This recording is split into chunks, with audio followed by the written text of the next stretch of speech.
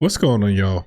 It's your boy G11 back at it again with another episode of the Homie Talk Podcast. Hope you guys are all having a fantastic Friday. I know it's been a long week. What I would like to say is this. Recently, myself and my co-host Jude, we did a podcast where we discussed two different scenarios that were going on. One was in the UK, where a mother was addressing the school for essentially punishing her daughter for just giving her opinion. It's because she didn't have the right opinion. Quotation marks, right? The second was about that recent shooting of Ralph Yarl. Now, I always try to, when I first look at a scenario, be as objective as possible. And I didn't want to really view it as a racial thing right away until a little time had passed. I know it's been about a week. And honestly, guys, I've come to the conclusion that this guy is he's not good.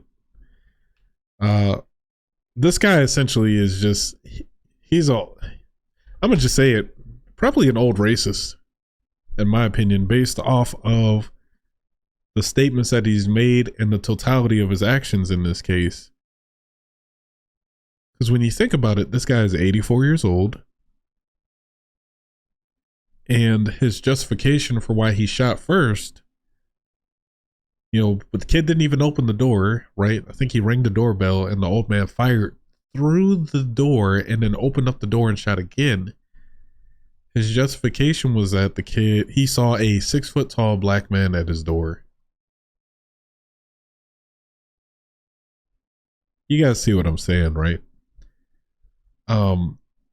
In no world ever would that be a justification to shoot someone. Now, if the kid was trying to break into his house, right, like actually conduct a home invasion or break into his property, that's one thing. If he was being assaulted by the kid, right, self-defense thing, it's another thing. But neither one of those scenarios applies here. I'm going to play a little update video on what's going on with it. Just bear with me. Here we go. I was always scared of him. It doesn't surprise me what happened. That is what Mary Clayton said about her former husband, 84-year-old Andrew Lester, who is now facing 2 felony charges in Kansas City, Missouri, for shooting a 16-year-old high school student. Ralph Yarl, who made the mistake of knocking at the wrong door when he was looking for the house where he was supposed to pick up his younger twin brothers. And again, guys, this is a situation where the kid absolutely did nothing wrong. I know in our community, we do some pretty egregious shit to each other. Sometimes people are doing things they shouldn't be or somewhere where they shouldn't. But in this case, he literally was just trying to pick up his brothers. This kid comes from a nice family. He's involved in his community. He plays his instrument there. Apparently, he's really good. He literally just went to the wrong address. We'll let it play. Andrew Lester's first wife, with whom he had 3 children, told the New York Times, Mr. Lester was prone to fits of rage, smashing objects in their home when he was angry. Back then, when she summoned the police, they told her that it was his house and that he could do as he liked. A relative of Andrew Lester's told the New York Times he spent considerable time at home in a living room chair watching conservative news programs at high volume. And of course, the biggest purveyor of so-called conservative news programs in America is, of course, Rupert Murdoch, whose Fox shows stoke fears of crime, even in low crime areas like where Mr. Lester lives.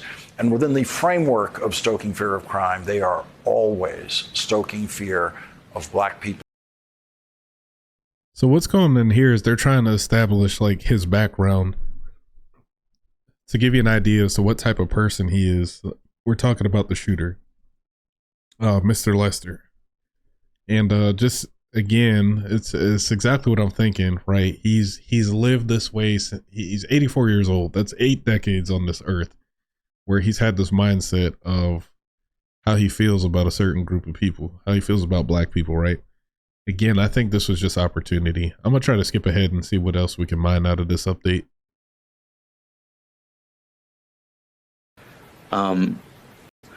and Jay Pearson, what they would say to Ralph.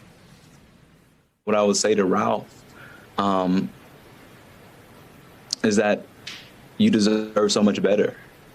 As the youngest black lawmaker here in Tennessee, I would say to Ralph that you deserve to live in a world where you, as a young black boy, are allowed to exist without the fear that some racists will see you as a threat just for existing. The reality is, what happened to Ralph is, for most black parents, one of their worst nightmares.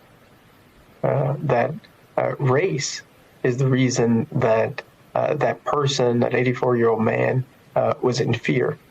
It was a young black man at the door. And that stoking of fear of young black children, of black people, that is happening in our legislatures. That's happening in the narratives that are being put out about young people and youth as dangerous, as violent. Joining us now is Lee Merritt, a civil rights attorney who is representing Ralph Yarl. Thank you very much for joining us tonight. And I have to say, So I have a little bit of pushback. Sorry guys, my allergies down here are a little rough. I have a little bit of pushback on just the little piece there where they're talking about the narrative of, you know, black people being, I guess, published or promoted as being scary or, you know, a certain type of way. I would argue that piece isn't necessarily just being done on the political side of the house. You know, I would say that piece, like, just generally speaking, kind of comes from the way we conduct ourselves in a way, right? Because I'm gonna be honest, sometimes I walk down the street and I see somebody looking a certain way, I get a little bit nervous, right? That's more of a public image. It is a public image issue. Now, that's not to take away from the racist aspect of this, right? But that's just another side of the token I want you guys to think about. I mean, when someone has the idea in their head solely based on the color of your skin, that you're just a scary, evil person, that's kind of, it's not good. It's not a good way to be thinking about things. And that's what leads to situations like this, right? I don't know. Trying to just digest this a bit more. Let's continue. really glad to see that photograph you tweeted today of Ralph and you outdoors on that bench, I guess at Ralph's house. How is Ralph doing? Ralph is doing extraordinarily well, given his condition. Less than a week ago, tomorrow, he was shot in the head. A bullet actually entered his skull and fragmented. And doctors scraped those fragments off and sewed them back up. And so to say that we were sitting together in the sun yesterday just feels like a real blessing, you know? And have you been able to have conversations with him about what happened? We haven't talked about what happened, and he is under the care of a therapist. And I know it's important because of the ongoing case that we maintain the integrity of his memory about what happened. Yo, I'm glad he survived, but he's going to be traumatized for the rest of his life. This kid literally took a bullet to the head and to the arm. My God, he's already out walking around. That's amazing.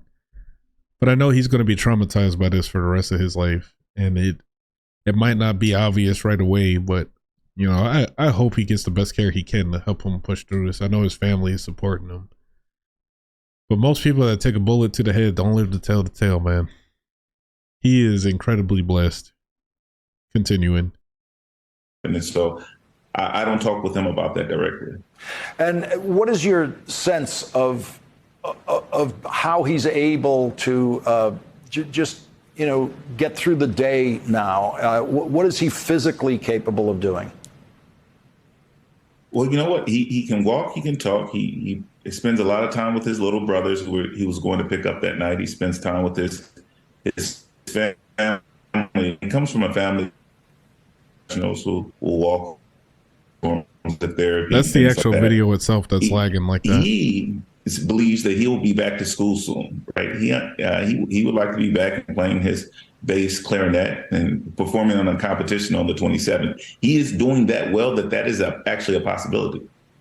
And it's just one of those situations where his mother is a nurse, and there's so much medical expertise around him in the family is just a great thing to hear about. Yeah, the family dynamic there and the support that he's received, Auntie Faith, recovery is going to be long, but that is encouraging him along the way. He has just a really great support system. What is your reaction to the New York Times reporting from people who knew the shooter that they were not surprised? Well, I'm very interested in learning more about Mr. Lester and his motivations. We have reached out to the Department of Justice, and they have begun an investigation. Obviously, the evidence that the New York Times has reported on is going to be a part of figuring out what exactly was behind his decision to pull the trigger on a 16-year-old boy a week ago. And so I've been studying those closely and looking to authenticate them as well, of course.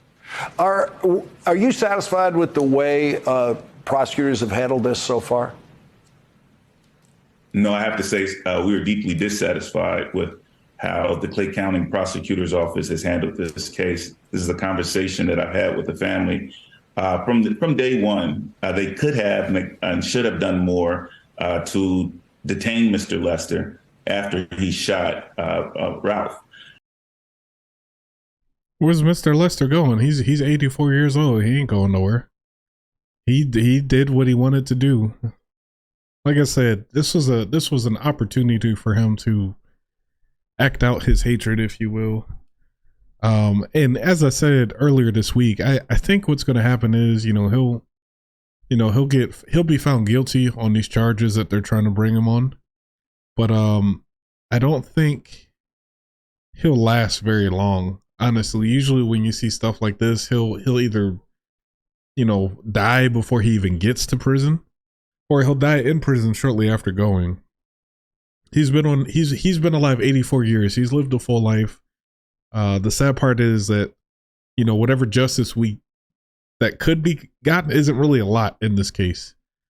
Outside of the kid is alive, right? He survived this thing, fortunately, but there is damage there. He's going to be scarred the rest of his life.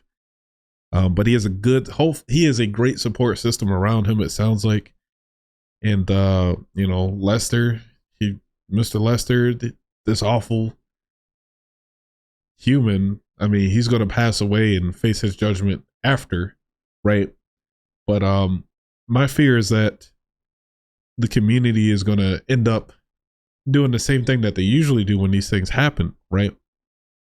They start rallying, start protesting, start tearing up their own stuff. And it doesn't solve for anything when you do that kind of behavior, right? You're just tearing up your own shit for what? That is my fear. I don't necessarily think 100% that'll happen, but there's some strong indicators that it could.